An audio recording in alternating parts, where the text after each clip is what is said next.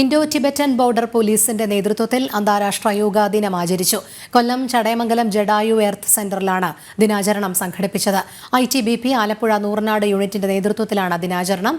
ഒപ്പം ജില്ലയിൽ യുവമോർച്ചയുടെ നേതൃത്വത്തിൽ നടന്ന യോഗാ ദിനാചരണം സംസ്ഥാന അധ്യക്ഷൻ പ്രഫുൽ കൃഷ്ണ ഉദ്ഘാടനം ചെയ്തു.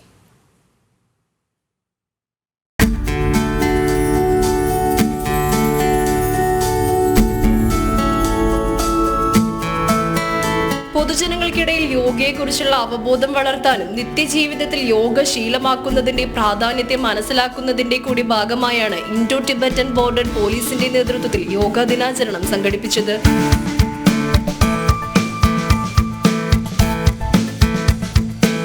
കൊല്ലം ചടയമംഗലം ജഡായു എർത്ത് സെന്ററിൽ നടന്ന ചടങ്ങിന് ആലപ്പുഴ നൂറനാട് ITBP യൂണിറ്റിലെ ഉദ്യോഗസ്ഥർ നേതൃത്വം നൽകി.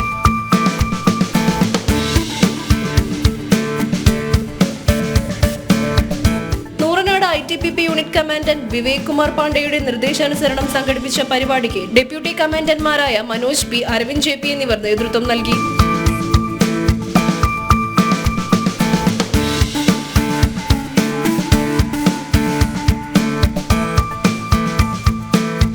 ITBP സേനാംഗങ്ങൾ, സ്കൂൾ കുട്ടികൾ, ജഡായു എർത്ത് സെന്റർ ഉദ്യോഗസ്ഥർ, പൊതുജനങ്ങൾ എന്നിവരുടെ സജീവ പങ്കാളിത്തത്തിലാണ് യോഗാ ശിബിരം സംഘടിപ്പിച്ചത്.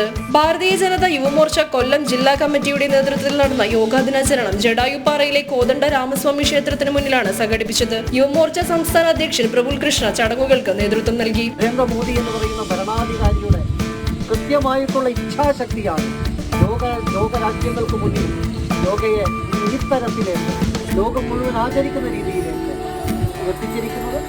എന്തായാലും നരേന്ദ്രമോദി മൂന്നാം വട്ടവും പ്രധാനമന്ത്രിയായി ചുമതലയേറ്റെടുക്കുമ്പോൾ യോഗാ ദിനം, അന്താരാഷ്ട്ര യോഗാ ദിനം, അത് 10ാമത്തെ വർഷം പൂർത്തിയാകുന്നു.